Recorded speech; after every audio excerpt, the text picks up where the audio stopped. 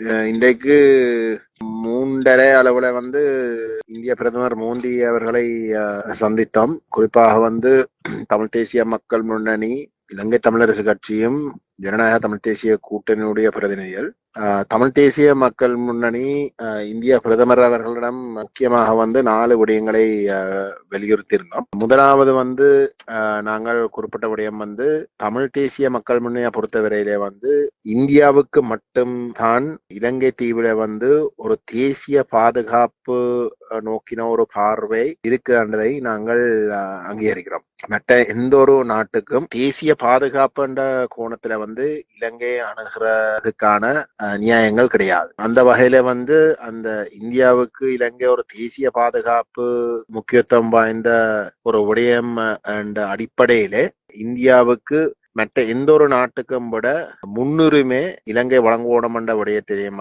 நாங்கள் தெளிவாக இருக்கிறோம். விசேஷமாக வடகிழக்குல அந்த உரிமை இந்தியாவுக்கு இருக்கின்றதையும் நாங்கள் அங்கீகரிக்கிறோம். 2வது விடயம் வலியுறுத்தினது இந்திய இலங்கை ஒப்பந்தம் இலங்கை அரசை தமிழருடைய இனப்பிரச்சனை தீர்ப்பதற்கு இதுவரைக்கும் மிகவும் கிட்ட கொண்டு வந்த ஒரு ஆவணம், கொள்கை ரீதியான ஒரு ஆவணம் என்றதையும் நாங்கள் ஏற்றுக்கொள்கிறோம். ஆனால் இந்திய இலங்கை ஒப்பந்தத்தை நடைமுறைப்படுத்துற என்ற பெயர்ல தமிழருடைய இனப்பிரச்சனைக்கு தீர்வு என்று குறிப்பிடப்பட்டு இருந்த அந்த விடயங்கள் நடைமுறைப்படுத்துவதற்காக 13ஆம் திருத்தத்தை ஒற்றையாட்சி முறைக்குள்ளே கொண்டு போய் முடக்கினதால இந்த இந்திய இலங்கை ஒப்பந்தம் 87ஆம் ஆண்டு கைச்சாத்திடப்பட்டதுக்கு பிறகும் பல தசாப்தங்கள் கழிந்தும் இந்தியாவே இன்றைக்கு கூட அந்த 13ஆம் திருத்தத்தை நடைமுறைப்படுத்த வேணும் என்று தொடர்ந்தும் கேட்டுக்கொண்டு இருக்கின்ற ஒரு அவல நிலைக்கு தள்ளப்பட்டிருக்கின்றது. அதுக்கு காரணம்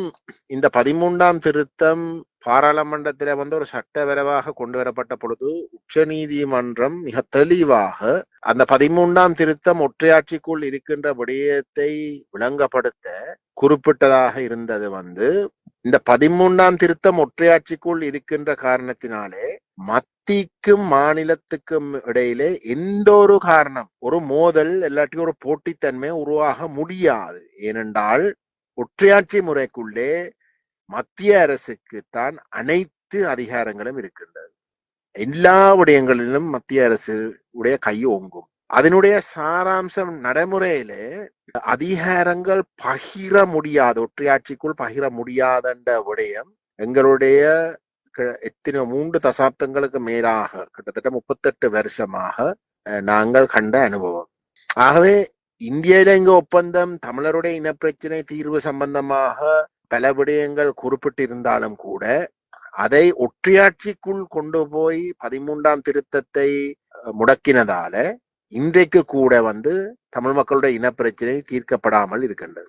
அந்த வகையில மோடி அவர்கள் அவருடைய இலங்கைக்கான முதலாவது விஜயம், பிரதமராக மேற்கொண்ட முதலாவது விஜயத்திலே பாராளுமன்றத்திலே அவர் செய்த பேச்சில ஒரு முக்கியமான விடயத்தை வலியுறுத்தினார். தனக்கு மிகவும் உகந்த ஆட்சி முறைமையாக கோஆபரேட்டிவ் பெடரலிசம் என்ற விடயத்தை வலியுறுத்தி இருந்தார்.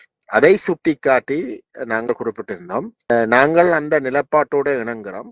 ஒற்றையாட்சிக்குள் எந்த விதத்திலையும் ஒரு தீர்வு காண முடியாத வகையில ஒரு சமஷ்டி ஆட்சி முறை ஊடாக மட்டும்தான் இந்திய இலங்கை ஒப்பந்தத்தை நடைமுறைப்படுத்தி அதுக்குரிய தீர்வுக்குரிய அந்த அம்சங்களை முழுமையாக அனுபவிக்கக்கூடிய ஒரு நிலைமை உருவாகும். ஆகவே இதை அடைவதற்கு நாங்கள் இந்திய பிரதமர் மோடி அவர்களிடம் கேட்டுக்கொண்டு நாங்கள் இந்த தமிழ் கட்சிகளை டெல்லிக்கு வர சொல்லி இந்த தீர்வை இந்தியா இலங்கை ஒப்பந்தத்தை மீறாமல், ஆனா அதே நேரம் ஒற்றையாட்சிக்கு தாண்டி ஒரு சமஷ்டி ஆட்சி முறையுமே முழுமையாக அடையக்கூடிய ஒரு பொது நிலைப்பாட்டொன்றை இந்தியாவும் ஏற்றுக்கொள்ளக்கூடிய வகையில அடைவதற்கு உதவுமாறு நாங்கள் கேட்டிருந்தோம். 2வது விடயம். 3வது விடயம் இந்தியாவுடைய தேசிய பாதுகாப்பு நலன்களை கருதி வடகிழக்குல தமிழர் தாயக நிலப்பரப்புல அபிவிருத்தி வேலை திட்டங்களை முன்னெடுக்கிறதுல இந்தியாவுக்கு முன்னுரிமை வழங்குவோம்ன்றதை மட்டுமல்ல,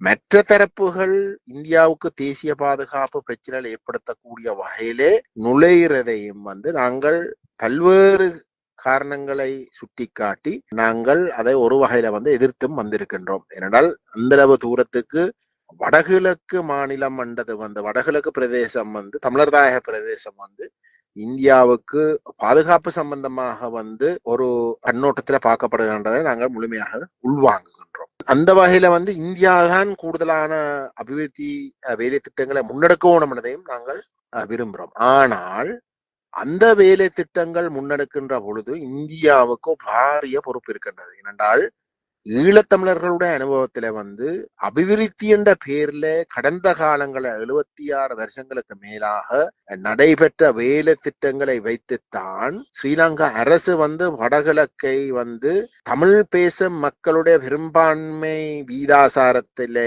மாற்றங்களை கொண்டு வந்திருக்கின்றது. அப்படிப்பட்ட வேலை திட்டங்கள் இந்தியாவுடைய ஏற்பாட்டில முன்னெடுக்கின்ற பொழுதோ அந்த வீதாசாரங்களை சனத்தொகையின் வீதாசாரங்களை மாற்றியமைக்கிறதுக்குரிய எந்த ஒரு இடமும் வழங்கப்படக்கூடாது என்பதையும் இந்தியா கவனத்தில் எடுக்கணும். அப்படியாக இருந்தால் எங்களுடைய முழு பூரண ஆதரவும் நிச்சயமாக அந்த வேலை திட்டங்களுக்கு இருக்கும் என்ற விடயத்தையும் நாங்கள் சுட்டிக்காட்டியிருந்தோம். 4வது விடயமாக நாங்கள் வடக்கிலே இருக்கக்கூடிய மீனவர்களுடைய பிரச்சனையை சுட்டிக்காட்டினோம். வடக்கிலே இருக்கக்கூடிய தமிழ் கடத்தொழிலாளர்கள் இன்றைக்கு ஒரு வாழ்வா சாவான்ற ஒரு நிலைமைக்கு தள்ளப்பட்டிருக்கின்றது இந்த மீனவர்களுடைய பிரச்சனையால. இந்த பிரச்சனை தீர்க்கப்பட்டே ஆகணும். இது தொடரவிட முடியாது. ஏனென்றால் போர்க்காலத்துல மிக மோசமாக பாதிக்கப்பட்ட ஒரு மக்களாகத்தான் கடத்தொழிலாளர்கள் இருந்தவர். அவர்களுக்கு தொழில் செய்யறதுக்கு கூட தடையாக இருந்தது. அப்படிப்பட்ட ஒரு நிலை இப்பத்தான் தலை தூக்குறதுக்கு வெளிக்கின்ற ஒரு நிலையிலே ஒவ்வொரு நாளும் இந்திய மீனவர்களுடைய வருகையினாலே அவர்களுடைய ஈழ தமிழ் கடற்பரப்புல இருக்கக்கூடிய அந்த கடற்பரப்புல தொழில் செய்யறதாலேயும் அவர்களோடு எங்கட மீனவர்கள் மூட வேண்டிய ஒரு இடத்துக்கு வருவதாலேயும் பாரிய சொத்து இழப்பை நம்முடைய மீனவர்கள் சந்திக்கிறார்கள். ஒவ்வொரு நாளும் கோடி கணக்கில் அந்த இழப்புகளை சந்திச்சு கொண்டிருக்கிறார்கள். அந்த இழப்புகளுக்கு நிவர்த்தி செய்யறதுக்கு அரசாங்கம் நஷ்டஈடுகள் கூட ஒரு சதம் கூட கொடுக்க முடியாத ஒரு நிலையிலே இருக்கு. இது வெறுமனே மீனவர்களுடைய பிரச்சனை இல்லை. இது ஒட்டுமொத்தமாக ஈழத்தமிழினத்துடைய இருப்பு சார்ந்த பிரச்சனையாக இருக்கின்றது. என்றால் எங்களுடைய பொருளாதாரத்துல கடத்தொழில் என்றது ஒரு மிக முக்கியமான ஒரு இடத்தை பிடித்திருக்கின்றது. ஆகவே இந்த பிரச்சனை தீர்க்கப்பட்டே ஆகணும். இது தொடர அனுமதிக்க முடியாது. இந்த பிரச்சனையை அணுகிறதுக்கு இந்திய அரசுக்கு எங்களுடைய கடத்தொழிலாளர்களுடைய பிரதிநிதிகளும் அரசியல் பிரதிநிதிகளும் இந்தியாவுக்கு விசேஷமா தமிழ்நாட்டுக்கு சென்று அங்க இருக்கக்கூடிய எங்களுடைய உறவுகளை சந்தித்து எங்களுக்கு இருக்கக்கூடிய இந்த பிரச்சனைகளை விளங்கப்படுத்தி அவர்கள் இந்த மீறி எங்களுடைய கடற்பரப்பில இந்த தொழில் செய்கிறதை நிப்பாட்டுவதற்கு உதவுமாக இருந்தால் நாங்கள் அந்த முழு ஒத்துழைப்பையும் கொடுக்க தயார். ஆனால் இது நிப்பாட்டப்பட்டே ஆகணும் என்றதான் எங்களுடைய கோரிக்கை. அதை இந்திய அரசு முழுமையாக விளங்கி கொண்டு தங்களோட பக்கத்திலே செய்யக்கூடிய அனைத்து செயல்பாடுகளையும் செய்ய வேணும் என்று நாங்கள் கேட்டுக்கொள்ள விரும்புகின்றோம். இன்றைக்கு பாரத பிரதம மந்திரி ஸ்ரீ நரேந்திர மோடி அவர்களோடு வடகிழக்கு அரசியல் கட்சி தலைவர்கள் 45 நிமிடம் சந்திப்பு ஒன்று இடம்பெற்றிருக்கிறது. கொழும்பிலே ஹோட்டல் தாஜ் சமுத்ராவிலே இந்த சந்திப்பு நடந்தது.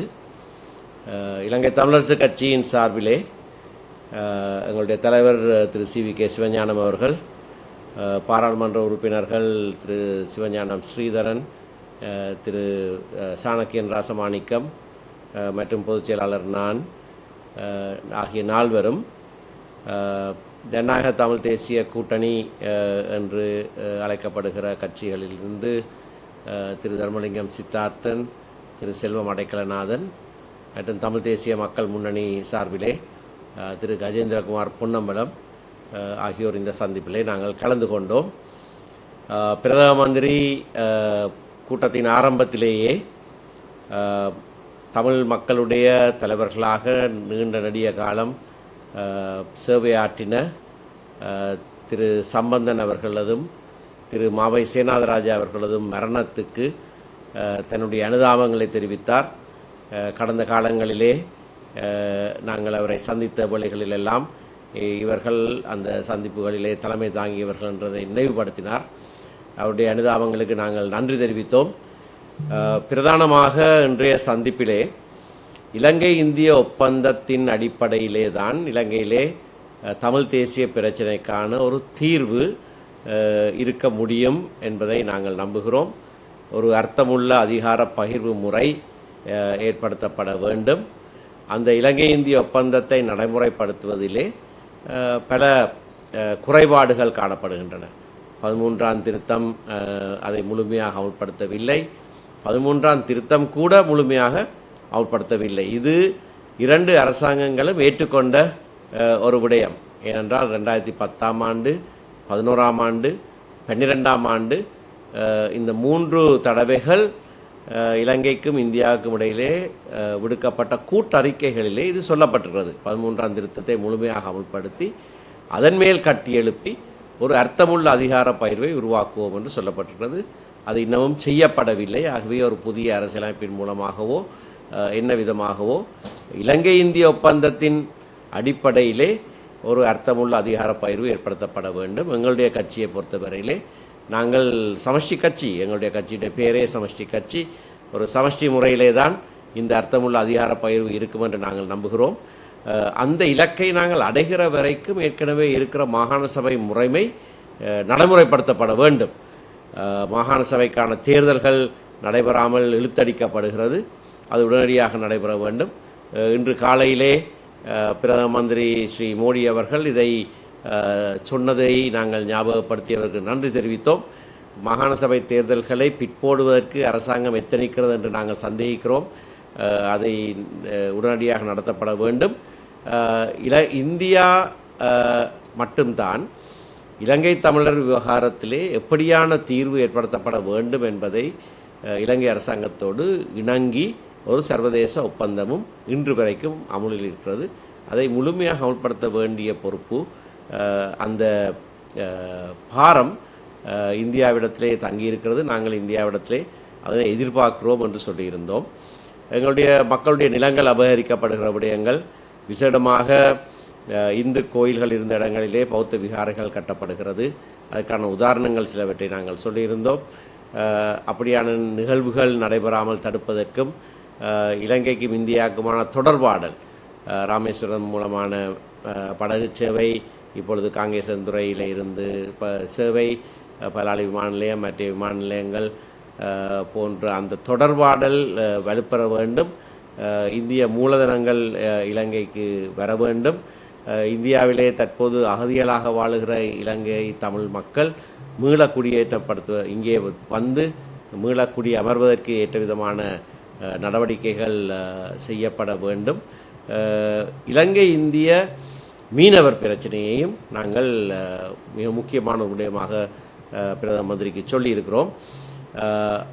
இந்த விவகாரம் சம்பந்தமாக இழுவை படகு முறைமை சுற்றுச்சூழலுக்கு பாதகமானது, அது தடுக்கப்பட வேண்டும் என்று ஸ்ரீமதி சுஷ்மா ஸ்வராஜ் தலைமையிலே டெல்லியிலே நடந்த கூட்டத்திலே 2016ஆம் ஆண்டிலே இணங்கப்பட்டது. 2 அரசாங்கங்களும் கூட்டறிக்கை விடுத்திருக்கின்றன.